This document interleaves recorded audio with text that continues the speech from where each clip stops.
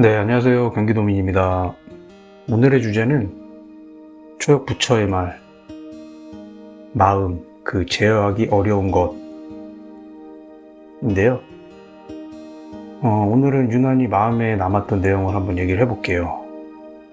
이 책에서 부처는 사람의 마음을 활에 비유하는데요. 읽어보겠습니다. 활 만드는 장인이 휘어진 활을 곧게 펴기 위해 끊임없이 다듬듯이 지혜로운 사람은 자신의 마음을 끊임없이 다듬는다.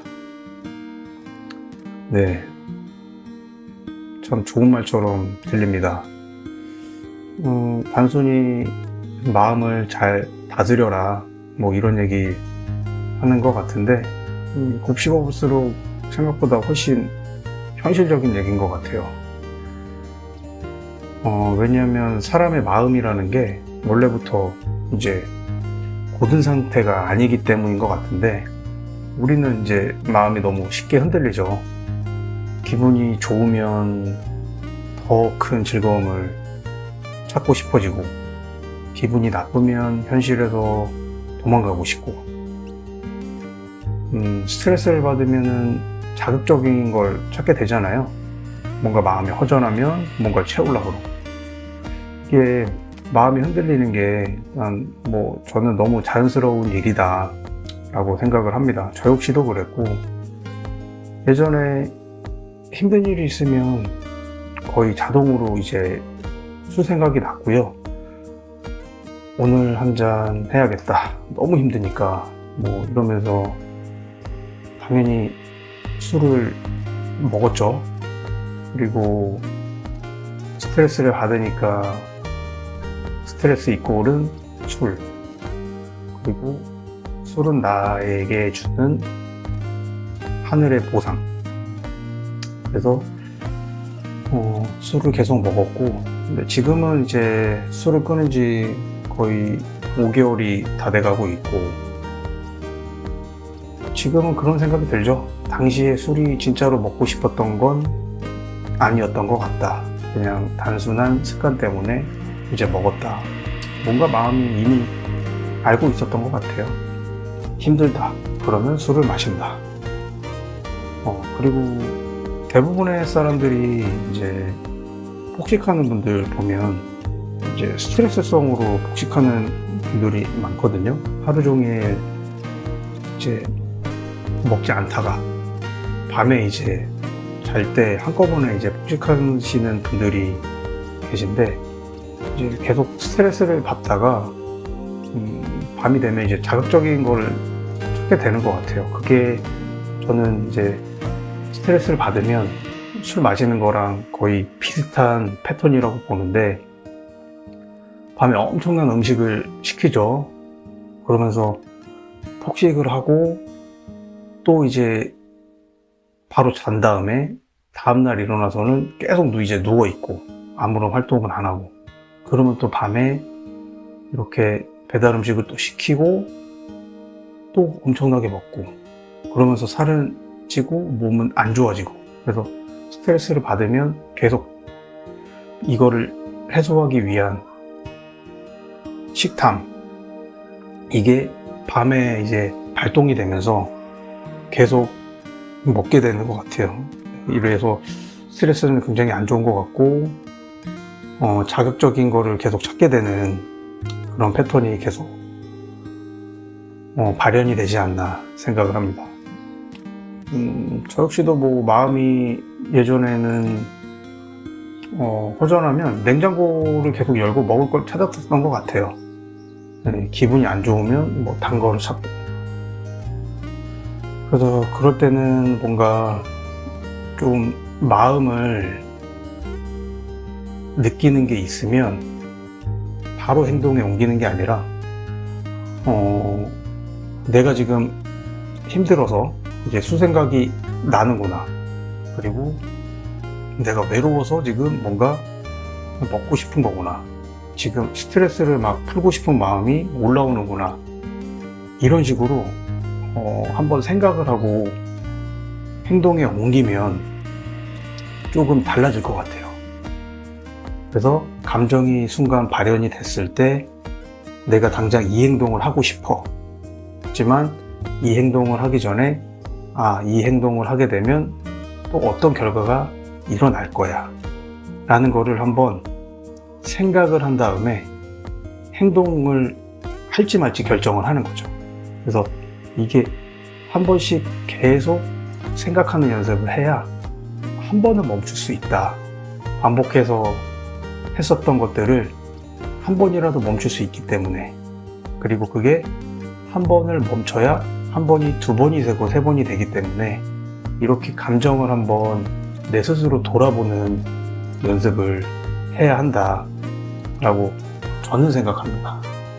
그래서 이 마음이라는 거, 스트레스를 받았을 때 이런 식으로 행동하는 거를 중간에 한번 나의 마음을 들여다보고 생각함을 통해서 이런 식으로 하면 안 되겠다 라는 거를 계속 생각하면서 깨닫는 게 중요하다라고 생각을 합니다. 쇼츠 같은 것도 마찬가지인 것 같아요. 이렇게 몇 번 이렇게 보면 계속 이제 반복되잖아요. 반복되면서 스트레스도 풀리고. 근데 이런 거는 당연히 우리가 스트레스를 풀기 위한 하나의 이제 방법이잖아요. 그래서 이것도 자주 보지 않는 연습을 하기 위해서 내가 이 행동을 하는 데는 뭔가 이유가 있구나, 스트레스를 받고 있구나 라고 받아들이고 줄이려는 노력을 의도적으로 이제 해야 합니다. 그래서 가장 중요한 거는 본인의 마음을 잘 살피는 게 중요할 것 같아요. 내가 지금 왜 화가 나는지, 왜 술이 땡기는지, 왜 내 마음이 허전한지, 그리고 반대도 마찬가지인데 내가 왜 지금 들떠 있는지, 너무 막 기분이 좋아요. 내가 기분이 왜 좋지? 그래서 오늘 좋았어. 오늘 또 한잔해. 이러면 또 안 된다라는 거죠. 그래서 일단 우리의 마음을 객관적으로 보고 내가 지금 마음의 상태가 이거니 이런 행동을 하겠구나 유추하면서, 그러면 이게 잘못된 행동으로 이어질 걸 예상을 한다면 멈출 수 있는 우리의 마음을 한번 들여다보는 것이 중요하다라고 생각을 합니다.